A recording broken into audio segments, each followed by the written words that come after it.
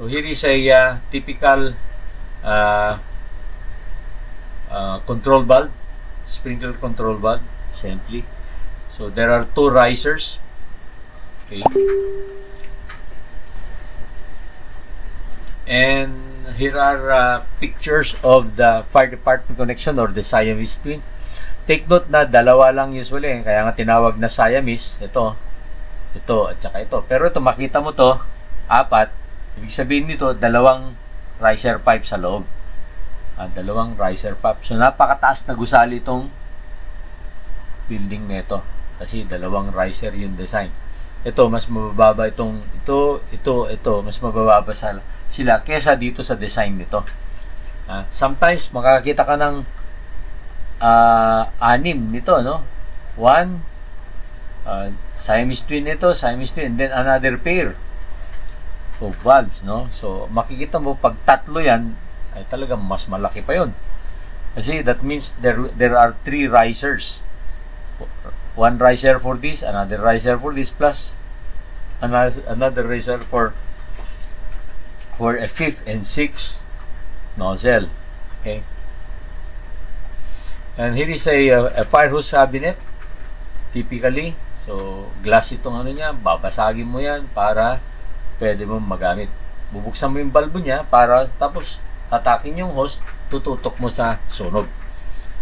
Then, sprinklers, kung ano man tsura nila, had a 7 PSI minimum pressure. So, wag mong akalain na 100 PSI ang ano niyan, no? Minimum of 7 PSI gagana yan. Pwede siyang gumana sa 100 PSI, pwede siyang gumana sa 150 PSI, pwede siyang gumana sa 30 PSI. Depende kung anong pressure doon sa kinalalagyan niya. Kasi iba-iba eh. Kung malayo siya, pinakamalayo siya sa fire pump, yun yung sinasabi kong 7 PSI. Kasi pinakamalayo siya eh. Pinakamataas na floor. Doon sa floor na yun, pinakamalayo. Pinakamalayo from the vertical riser. Okay? From the riser pipe. At ang minimum operating temperature ng mga sprinklers, 57. Meron mas mataas dyan. Mga 60 something, gano'n. Kasi yun, special sila para dun sa mga lugar na usually mas mainit sa normal. So, itong 57 para dun sa mga residential, commercial, ngayon, no? Okay, ito.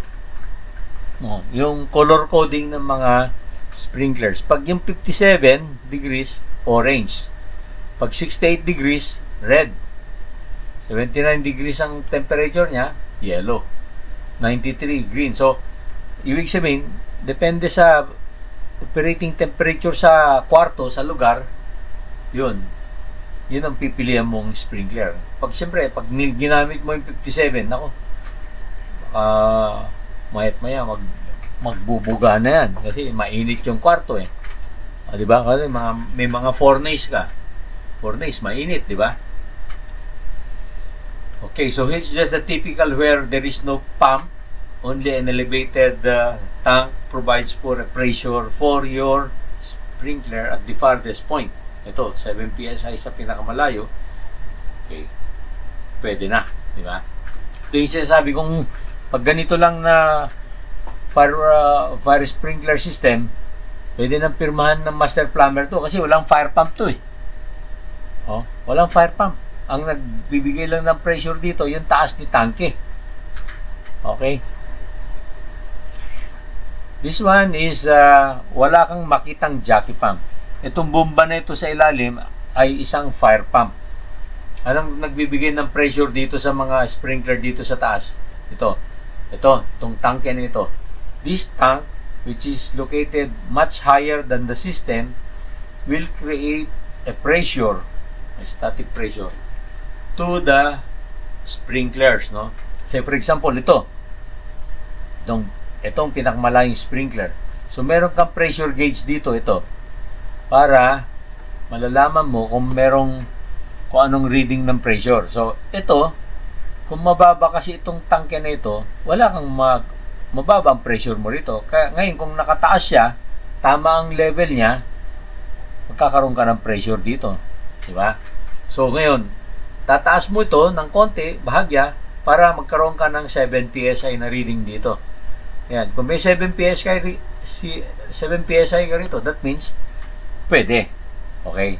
Anytime na mainitan tong sprinkler nito, dahil may apoy, bubuga, madedetect ng sprinkler, yung pressure sensor dito, paanda rin na si fire pump para mag-deliver ng tubig.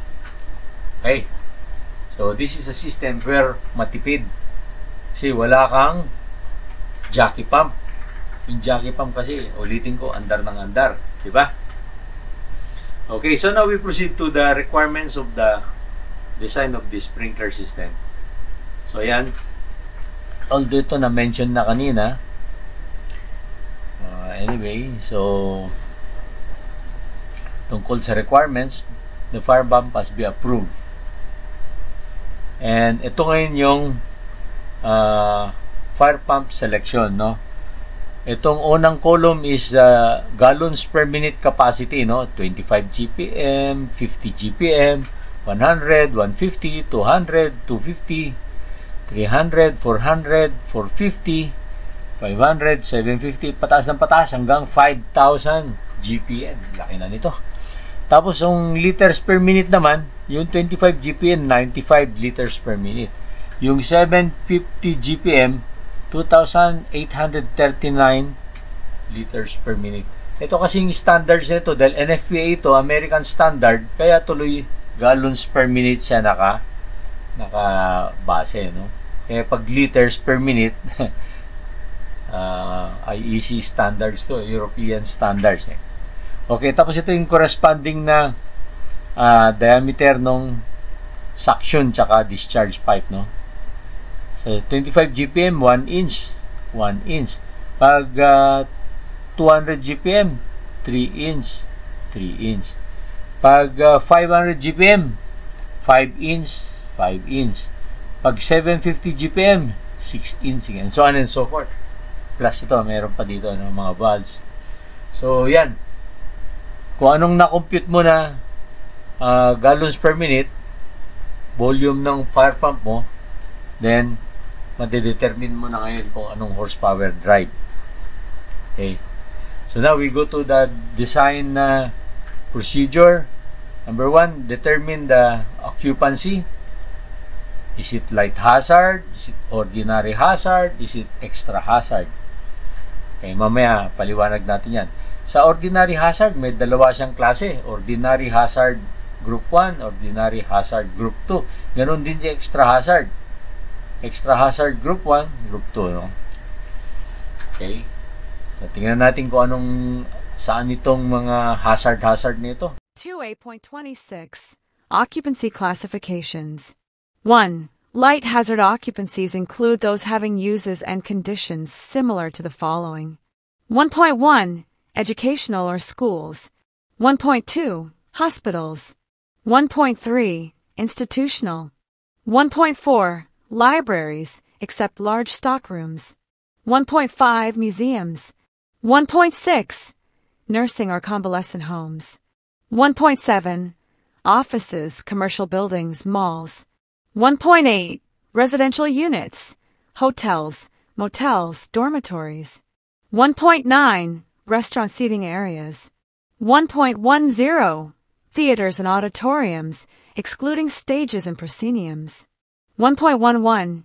Churches. 1.12. Clubs. 1.13.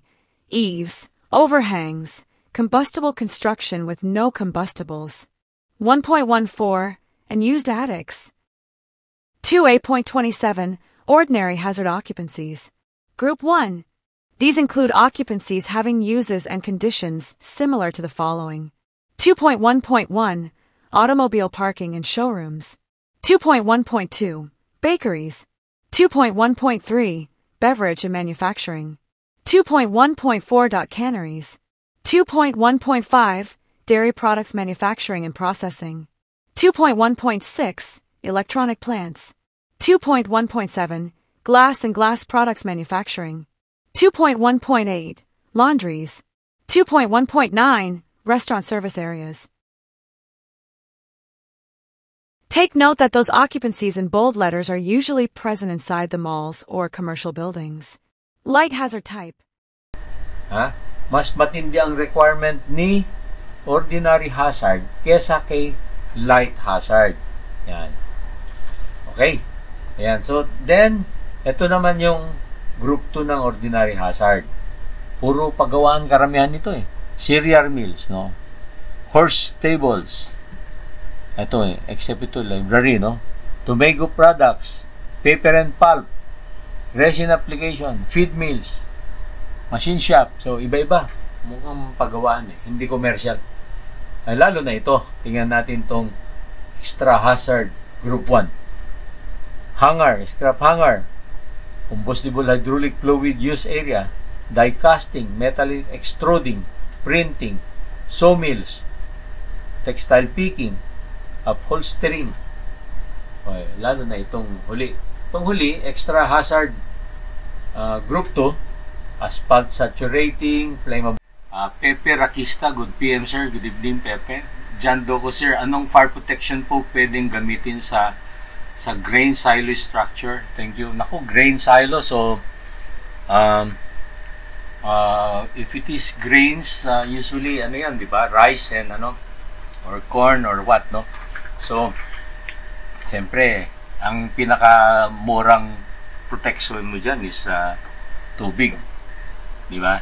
Tubig ang pinakamura. Kasi kung sa laki ng silo mo at gagamitan mo ng mga agents, napakano yan. Napakamahal. Sobrang mahal. So, usually, tubig ang pinakamadali dyan sa grain silo mo. Yun nga lang, masisira siya. Okay? Kasi, ang isang option mo dyan, pwede mong gamitan ng nitrogen. Pero siyempre, mahal din, di ba? Wala naman tao dun sa loob ng grain mo. Para hindi masira yung grain mo, nitrogen. Kaya lang, siyempre, evaluate mo. How much would be the cost when you use sprinkler water? How much would be the cost when you use nitrogen, di ba? Or, carbon CO2, ang gamitin mo. How much would be the cost using CO2 versus again tubig. Yun. So magba-value engineering ka eh. So kadalasan yan tubig, di ba? Tubig. So kailangan yung system mo diyan magandang pagka-design, hindi ka magki-create ng mga short circuit or what. Para hindi ka magkaroon, no? Pero in case na magkaroon, pinakamura tubig. Arnel Kalag, sir, good evening. Bani Tagatak, good evening, Bani. And then Roel London, AAC, autoclave aerated concrete. Ito na nga, fire-rated din siya. Yeah, autoclave aerated concrete. So, parang meron siyang mga, well, pwede siya, basta fire-rated. So, siguro kung anong thickness, di ko lang, kung aerated siya, that means may mga puwang-puwang siya sa loob. I don't know kung tinetesting kasi yan na Roel eh. Tetestingin nila at isi-certify yung ano niya, yung rating niya. At tandaan natin na minimum 1 hour yung mga kwan natin diyan, no? Okay. So, balik tayo ulit. Mamaya na ulit. Kung meron kayong maisip, sige, sabihin nyo lang at subukan natin sagutin. Okay, so, mahaba to. Kaya medyo may papahingaan natin kasi ito yung na-discuss ko na sa MEPS dati na sobrang tagal. Pero magtsatsaga na lang. Pagtsagaan nyo na lang. The maximum floor area, light hazard, 52,000 square foot. Ganun din ordinary hazard, 52,000 square foot. Pero yung extra hazard, mataas. Mas kukunti yung area niya, mas mahigpit yung pangangailangan niya, requirements niya, 25,000. Hydraulically calculated, 40,000. Yan. Storage, high-piled storage, 40,000. And storage covered by NFA standards. Okay. So, let's go back. Ito na yung kanina, yung light hazard. So, ito yung sinasabi ko na kung meron kang mall o building o ano pa, ganito, Itong items na ito, or hospital, tapos nag-construct ng parking, then hindi na siya papasok sa light hazard. Dito na siya papasok sa Group 1, ordinary hazard. Yan ang. Kaya ako pinulahan to kasi itong si parking, madalas na isama sa mall. Bakery, meron din sa mall, di ba? Tulad ni Pande Manila at saka iba pa na bakeries. At meron din mga laundries dun sa mall. At meron ding maraming mga restaurant sa mall. Ito. So automatically, sa isang building na merong commercial, papasok na siya sa ordinary hazard Group 1. Hindi na siya sa light hazard. Ayan, yan ang tandaan nyo, no? Tingnan natin kung anong difference ng dalawa. Okay, ito ang light hazard pipe schedules, ha. Pag light hazard, yung mga nandun na wala yung 4 na hinighlight ko, yung parkingan, laundry, ano pa ba isa? Bakery, saka yung kainan, no? Yung kainan, restaurant, kainan. Pag bala yung 4 na yon, ito yung gagamitin mo. Take note, ha. Dito, pag 1 inch, 2 sprinklers. 1 1/4 na tubo, 3 sprinklers. 1 1/2 na tubo, hanggang 5 sprinkler. De 2 na tubo, hanggang 10 sprinklers. 2 media, 30. 3, 60. 3 media. Ngayon, i-take note natin itong 2 media. Itong 2 media, 30 sprinklers. Punta tayo ngayon dun sa ordinary hazard Group 1. Ito siya, ordinary hazard Group 1 and Group 2. Makita mo yung 2 media dito, 20 sprinklers lang. So, ito, ulitin natin, ha. 20 sprinklers lang itong si ordinary hazard. At si D3, 40, oh. 20, 40, 65. 20, 40, 65 sa ordinary hazard. Pero doon sa light hazard, 60, 30. No? 60, 30. 160, 30. Magpapareho lang sila ng 1 inch, 1 1/4, 1 1/2, de 2, 2, 3, 5, 10. 2, 3, 5, 10. Ayan. 2, 3, 5, 10. Pareho sila. Pero pagdating sa 2 media, 3 media, 4, iba na, no? 20, 40, 65, 100. Tingnan natin. 20, yung 2 media doon, 20, pero dito 30. Then, 60, 100. So, in other words, itong si ordinary hazard pipe, mas kukunti ang requirement niya na sprinkler. So, in other words, sa design mo, mas safe na piliin mo ito kasi kung may parkingan, may restaurant, merong bakery o merong laundry, di ba? Dito na papasok yung building mo. Hindi na pwede dun sa light hazard Group 1. Yun ang gusto kong i-point out dito. Okay?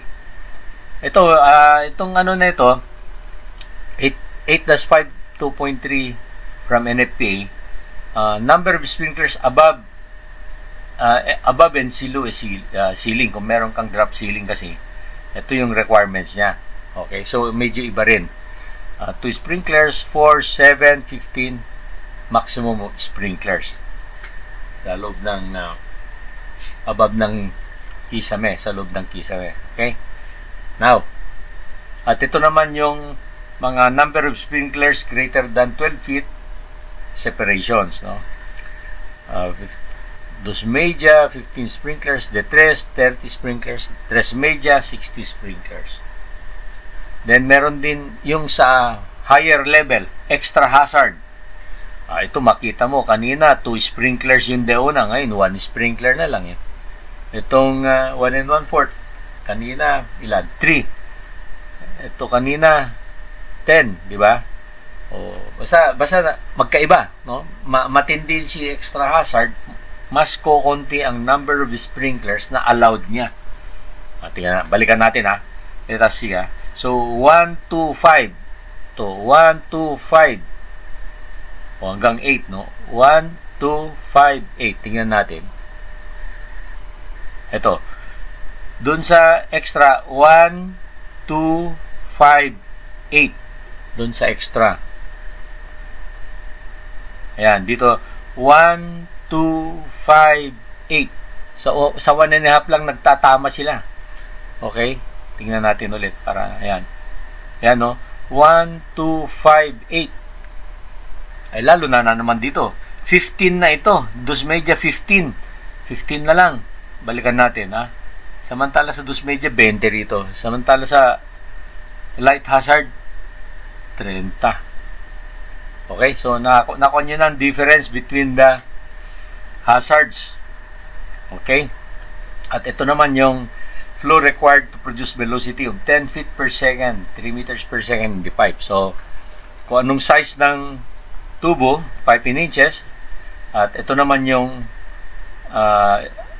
gallons per minute or liters per minute niya dito, no? So, okay, so these are standards to follow, no? Protection areas, maximum spacing, sidewall spray, maximum distance, so 14 feet combustible finish. Non-combustible finish, limited combustible finish, 14 feet. Combustible finish, 10 feet. Ayan. So, these are references.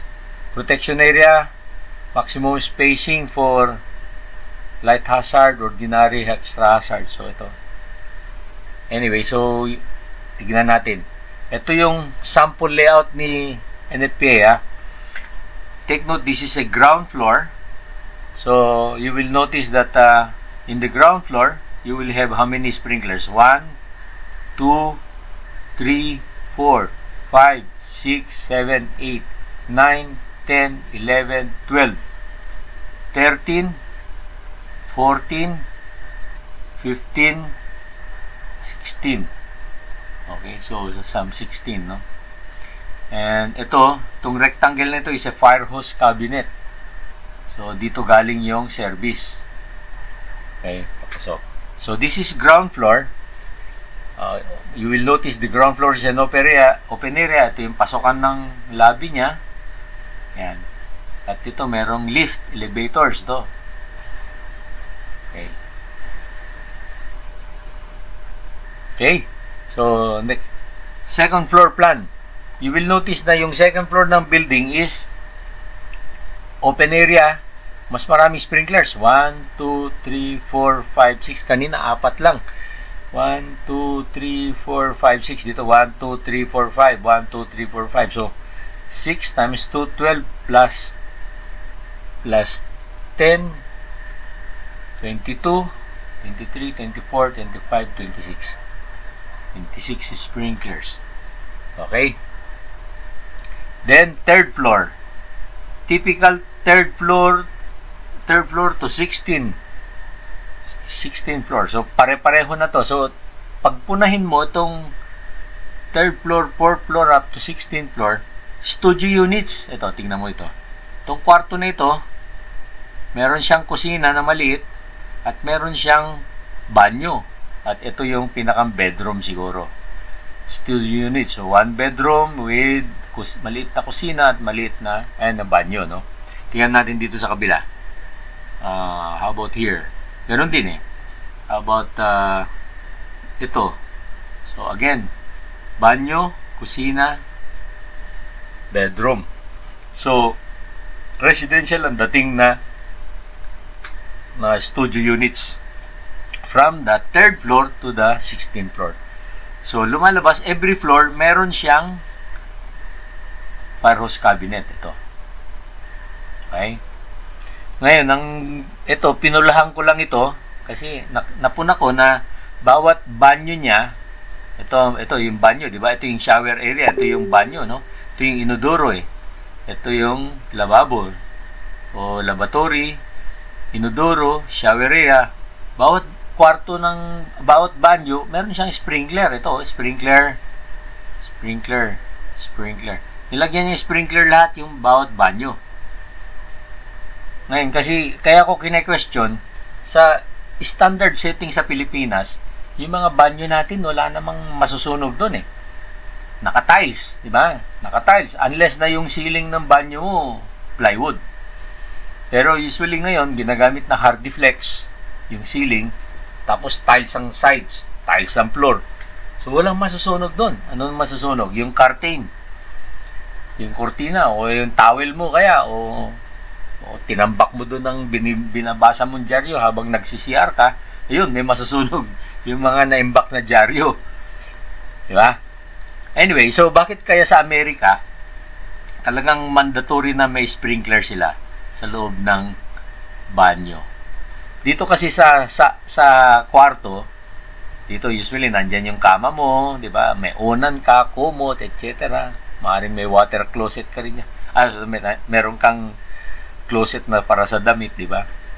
Tapos dito sa kusina, kung gumagamit siya ng LPG o ano, yun, kailangan, di ba? Pero dito sa banyo, wala ka namang basta masusunog dyan sa banyo, sa present design ng mga sa atin dito sa Pilipinas, di ba? Ano sa tingin nyo? Bakit kaya, ano siya? Bakit ginagawa ni Amerikano na may sprinkler pa dyan? Ha? Ako napapasa. Kasi dagdag gastos lang to eh. Dagdag gastos itong sprinkler sa loob ng banyo.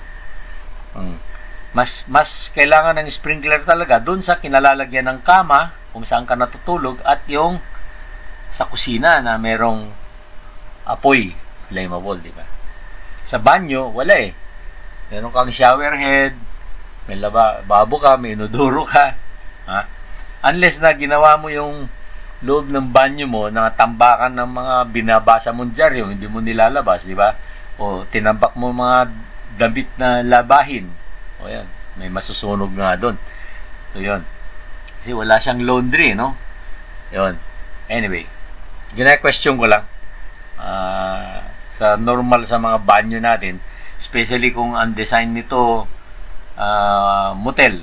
Ay, ako, hindi naman naglalaba dyan eh. Okay, last floor. Tingnan natin. Ito, 17th floor. So, this is a building na 17 story. Ito yung last sprinkler, ha. Take note, dito umakyat yung linya ng tubig. Gumaganyan siya. Yan, oh. Gumaganyan siya dyan. Dito. Tapos ito yung horizontal line niya. At ito yung branches niya. So, dito sa 17th floor, you have 1, 2, 3, 4, 5, 6 sprinklers ang isang branch. 6 ito, 6 din to, 5. Kapareho nung second floor. So, pinormahan ko tong sprinkler nito kasi siya ang pinakamalayo mula sa fire pump. Mula sa baba. Mas mahaba eh, no? Yan. Okay. So, this is the farthest sprinkler nozzle from the fire pump. Take note. Kasi, dito ka magsisimula hydraulic calculation sa sample na ito. Okay. Okay. These are typical details ng design drawing, no? Yung mga support. Ito, Siamese twin ito eh. Then, fire hose cabinet ito. Detalye sa hagdanan to, no? And then, ito, fire water cistern. Detalye sa fire water cistern. Mga supports. Okay. Ito, mga sprinkler heads. Valves. Inspectors. Test valve. Support. Pendant support. Then, floor control valve. So, different details where pwede mong i-copy-paste lang yan. Kunyari, maggawa ka ng sprinkler system design kasi kailangan mo ipakita tong details doon sa drawing mo. Okay. So now we go to the hydraulic calculations. Our presentation deals with the hydraulic calculations for wet sprinkler in the factory. So itong sample na binigay ng NFPA 30 ng NFPA galing sa kanila ito, no? Is a factory, 5-story factory under the ordinary group occupancy hazards classification. The example is a 5-story factory building with a top riser elevation to center of fire pump discharge at 70 feet. This building is served by a 4-inch riser believed to be within the 4,831 square foot dapat to. sprinkler protection coverage per riser. Okay. The remote area of the sprinkler operation is 1,500 square foot with a water density of 0.15 gallons per minute per square foot. See graph on the next page. No? This remote area contains 15 sprinkler heads in 3 branches. Okay. So, tingnan natin. So, ito. Density area curves. Ito, pinakita na natin noong una. Pero, ine-emphasize ko ngayon, itong point na ito. So, ordinary hazard 1 siya. So, ito yung point, no? Maximum density of 0.15 gallons per minute per square foot for a minimum area of 1,500 square foot. So, ito yun. Ordinary. Kasi kung light hazard ka, dito ka 0.1. Kung ordinary hazard group 2, dito ka. Pagka naman extra hazard, dito ka, 0.3. Pagka extra hazard group 2, 0.4. 0.4 GPM per 2,500 square foot. Okay, so habang papunta ka rito sa kanan, from the light hazard going to the direction of extra hazard, lumalaki yung GPM. Malaki. Ito, 0.1 GPM, 0.15, 0.2, dito 0.3, dito 0.4. Yan ang explanation. Mas matindi, mas maraming tubig per certain area. Okay? Now, ito na yung sample area. Itong naguhitan ng kulay pula na area dun sa fifth floor ng factory ay siya yung analysis area. This is the farthest sprinkler nozzle from the fire pump. Kasi 5-story building lang. So, ito yung fifth floor. Ito yung pinakamalayo kasi yung fire pump nandito banda. Nandito sa labas ng building dito, no? So, from ground floor, umakyat yung pipe, tapos umakyat, pumasok, tapos umakyat ng taas ng 5 level, 70 feet, tapos lumiko siya, at may T dito, mag-distribute pa kanan, mag-distribute pa kaliwa. Okay, so itong branch na ito, you have 1, 2, 3, 4, 5, 6, 7, 8, 9. Ganon din tong second line hanggang 9. Itong third line hanggang 9. Pero, ang under ng analysis ni NFPA sample ay ito lang. 5 times 3 hilera, 15 sprinklers. Sinabi naman niya rito eh. Ito. This remote area contains 15 sprinkler heads in 3 branches. Ayan. Ayan. 15 sprinklers in 3 branches. So, branch 1, branch 2, branch 3. Okay, so tingnan natin. So, ito yung sinasabi ko kanina na pinakamalayo. So, ang analysis dito is 7 PSI dapat ang minimum pressure mo rito. Sa pinakamalayong sprinkler mula sa fire pump. We start at the physically most remote sprinkler head. Each sprinkler has a protection area coverage. This means that the sprinkler head has a specific protection coverage floor area. Our example covers 130 square foot sprinkler head. First step is to calculate the flow from the remotest sprinkler head. Thus, QS is equal to A times D, where QS is the flow of water and A is the protection area coverage in square foot and D is the density. So, applying this formula here, you have QS is equal to 130 square foot times 0.15 GPM per square foot. Yun, pinakita natin kanina dun sa graph, is 19.5 gallons per minute. So, now, determining the pressure here, Q is equal to K, the square root of P, the pressure, no? Q is the flow, and K is the sprinkler K factor given in NFPA 13, and P is the pressure from individual sprinkler in PSI. So, repositioning the formula, P is equal to Q divided by P raised to the 2 or square. No? So, therefore, 19.5 divided by 8, yan yung uh, pressure, and is equal to I'm sorry, P is the pressure, and teka muna, may mali rito let's see, Q equals K over P, so K, okay, so 5.94, kung may mali itong one.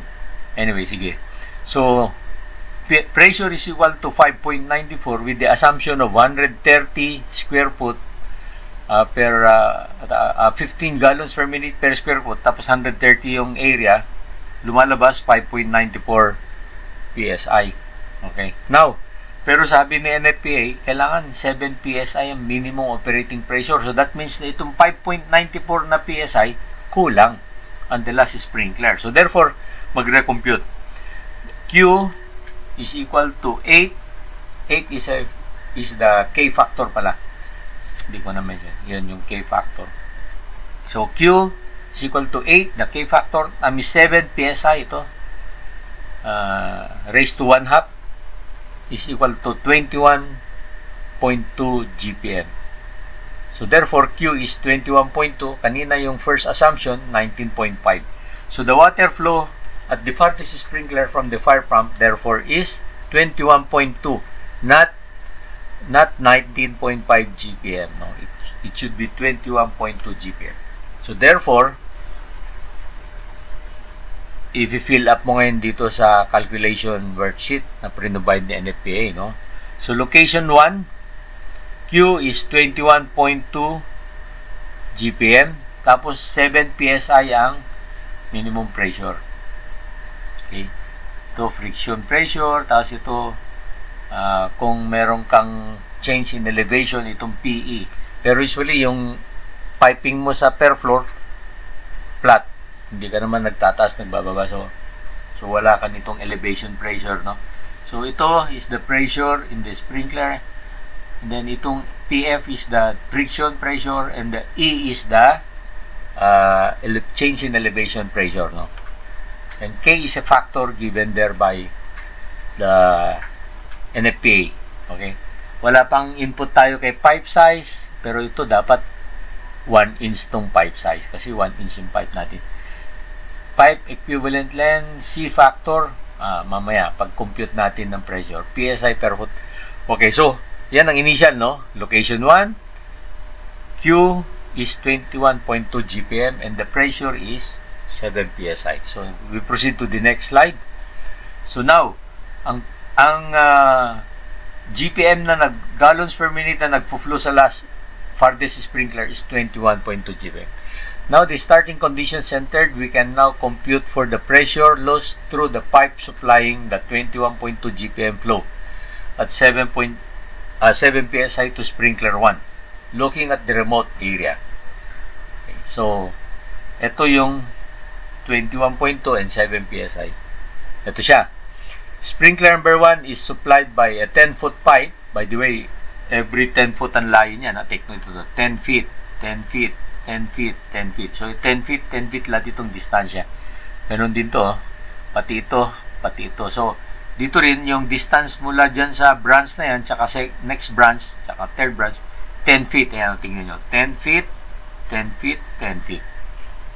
So, that means laterally 10 feet, tapos sa drawing nito vertically 10 feet. Okay? So now, the formula to determine the friction loss of the pipe na 1 inch pipe is ito given by this, no? P friction loss is equal to 4.52 times Q raised to 1.85 times the length of the pipe, which is 10 feet, no? Divided by C, the coefficient, raised to 1.85 times the D diameter of the pipe raised to 4.87. So, by the looks of this formula, it is an empirical formula, no? Hindi siya yung mga nade-derive lang. So, ito, malamang na-determine nila Hazen and Williams Itong si Hazen Williams ang nag-develop nito eh. Siguro ito yung mga father of hydraulic calculation, itong si Hazen Williams, ano? Okay. Pangalan ko pa naman yung apelyido nung isa. Nagkataon. Anyway, so siguro bago nila nakuha tong formula maraming trial and error method, ano? Kasi grabe raised to 1.85 tsaka raised to 4.87. Kaganyan itsura na logarithmic ang formula, medyo hindi siya yung mga normal na dinederive natin, di ba? Okay. So, where PF is the friction loss, ito, total friction loss in a pipe. Q is the flow, yung 21.2 GPM yan, sa last sprinkler. L is the length of the pipe, which is, sabi ko nga, 10 feet. C factor is given, mamaya makita natin. And this diameter of the pipe. Okay, so, flow, coefficient, diameter of the pipe, length of the pipe is equal to the friction. Friction in PSI, pounds per square inch. Okay, these variables are all self-explanatory except for the C factor. The variable simulates the internal roughness of the piece of pipe and differs depending on the sprinkler system type and pipe type. NFPA 13 table 22.4.4.7 indicates C values as follows. So, yung C value, ito na. Ito. 22.4.4.7 Hazen Williams C values. Kung unline cast, magaspang 100 ang C value. Pag BI pipe, black steel, pero dry standpipe mo, 100 din. Pag tuyot pala yung tubo, 100 ang C value.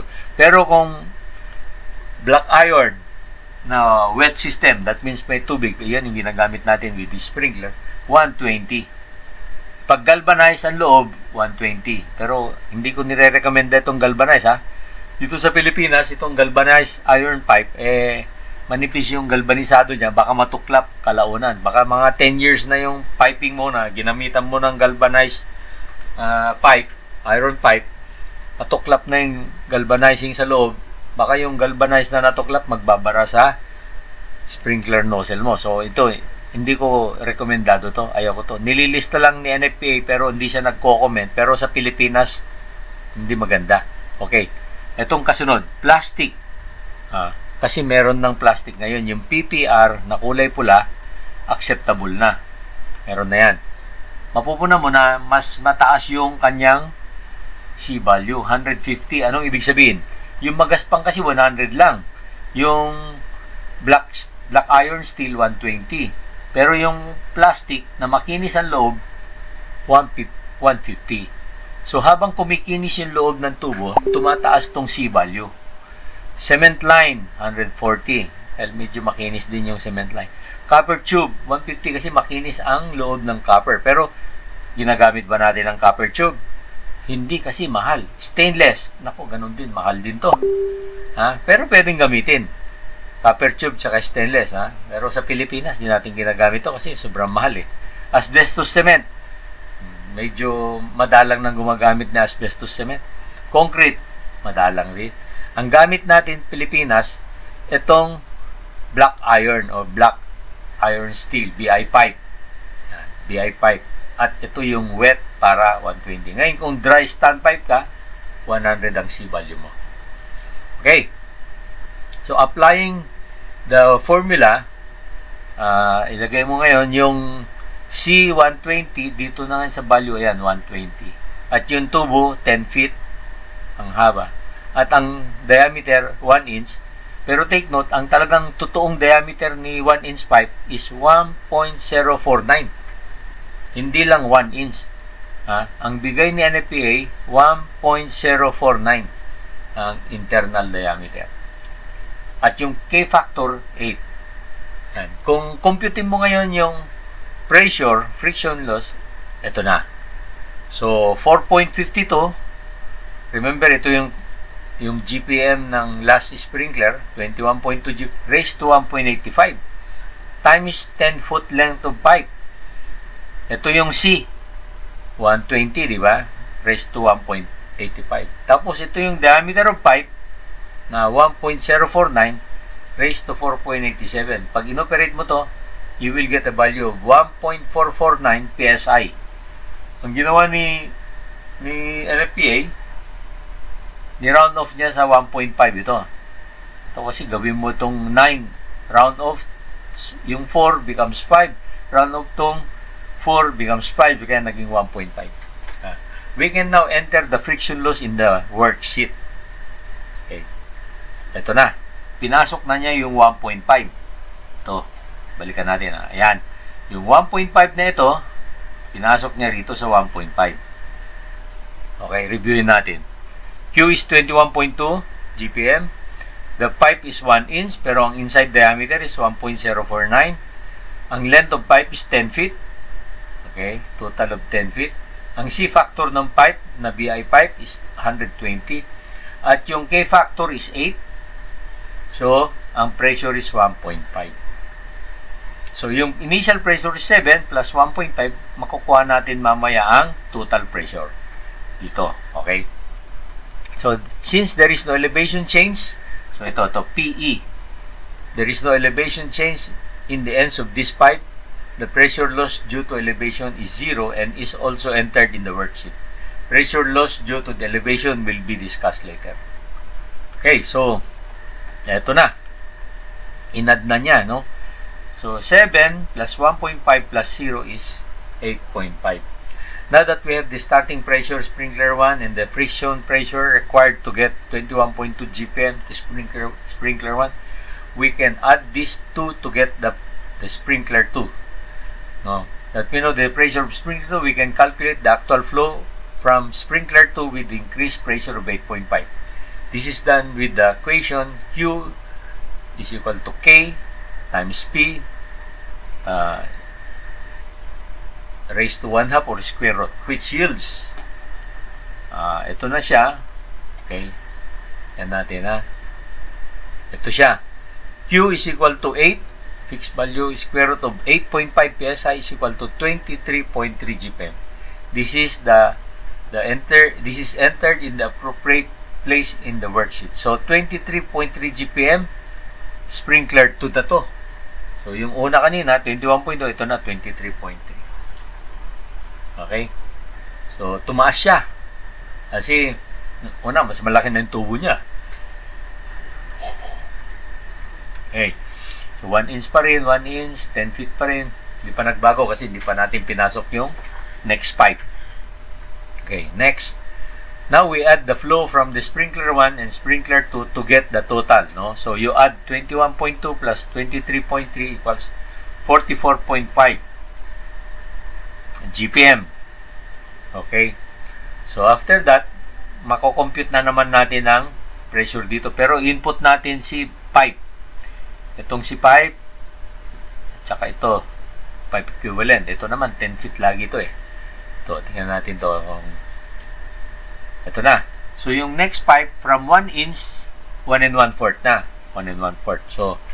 So lalagay mo ngayon si 1 1/4 na pipe dito. Ito, 4.52, yung flow mo na kombinasyon ni sprinkler 1 and sprinkler 2, 44.5 raised to 1.85. 10 foot ang length niya. To 10 foot, 120 pa rin ang coefficient mo, raised to 1.85 times 1.38 raised to 4.87. Ano yung 1.38? That is the diameter of the 1 1/4 pipe. Take note. Kasi baka iniisip mo itong diameter nito is 1.25. Hindi. 1.38 ang diameter ni pipe na 1 1/4. Okay? So, the pipe in sprinkler 2 is a piece of 1 1/4 schedule 40, 10 feet long, which could yield the following friction loss. So, na-compute 1.5 PSI. Yan. So, itong 1.5, ipapasok ulit natin dun sa form. Yan, dito. Bimisled kasi ito kanina 1.449, ni-round off lang natin sa 1.5. Ito ngayon 1.5 talaga nakuha. Okay? So, same ito, 44.5, 1 1/4 ang tubo, 10 feet ang haba, tapos ang pressure 1.5. Zero pa rin yung elevation pressure kasi hindi man nagbabago yung elevation ng pipe. And enter all the pipe information friction loss data in the worksheet. Okay. At this point, you should begin to notice that the back and forth process of calculating the sprinkler flow and the friction loss. Since we last calculated friction loss, this should give a clue that the next step is to calculate sprinkler flow. Indeed, since we now know the actual pressure of sprinkler tree, we can calculate the actual flow of sprinkler tree, which is as follows. No? Q is equal to K times P square root of P. No? So, 8 times 10 raised to 1 half, square root of 10 is 25.3 GPM. So, ilalagay natin dito yung na-compute natin na 25.3 GPM kasi sprinkler 3 na, di ba? Okay, tingnan natin. Eto na. Nilagay na niya 25.3. Pero pakita muna natin yung ano niya, computation. Q is equal to 8. Constant 8 is square root of 10 PSI. Ano yung 10? Yan yung total ng 8.5 saka 1.5. 10 PSI. So, ito 10 PSI is equal to 25.3. So, 25.3. This is entered in the appropriate place in worksheet, blah, blah, blah, no? And, okay. So, nakuha na natin. Sinuma na naman natin total ni tatlong sprinklers. 1, 21.2, 2, 23.3, and 3, 25.3 is equal to 69.8. 69.8. Okay. Next. So now, we're going to compute ito. Tapos na tayo sa unang dalawa na yan. Pero ang tubo na ito is 1 media na. Ito, de una, 1 1/4, 1 media. Okay. So, compute na natin to kasi meron na tayong tatlong sprinkler flow.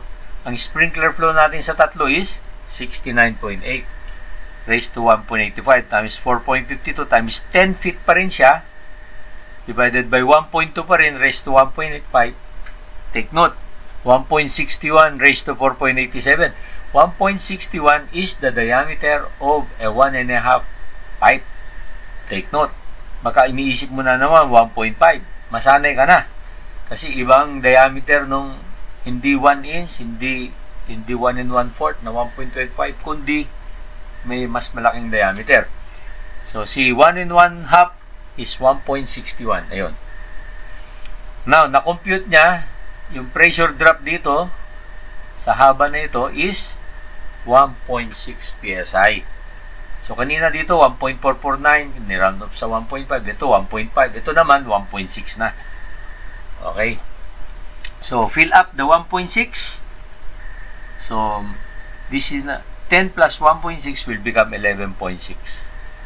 Yan natin, ha? Ayan. Inad na, 11.6. 10 plus 1.6, 11.6. Tapos, sinoma rin ito, itong kukumpitin mo na pala itong flow ng number 4. Tingnan natin, ha. Ito. Isa nga ba? Correct, no? So, ito na, 1.5 mula dito sa sprinkler 4 hanggang sprinkler 5. 1.5 pa rin. So, yung combined flow mo dito, ito is 97 raised to 1.85 times 10 feet times 4.52 constant divided by 120 raised to 1.85 1.61 raised to 4.87 equals 3 PSI. So, mas mataas ang drop nito. 3 PSI. Kanina dito, 1.449, naging 1.5. Ito, 1.5. Ito, 1.6. Ito, 3 PSI. Ayan. So, finill up na niya, 3. Mamaya, add mo yan, ilan? 14.6 PSI mamaya dito. Talagang itong ginawa ni NFPA, utay-utay talaga eh. Kaya nilakihan ko para madaling, maski smartphone gamit mo, makikita mo to. Dati kasi ang liit. Hindi ko, lalo pa naman na, ako pa naman eh, medyo, nearsighted ako. Anyway, bago tayo magpatuloy, let's have a break.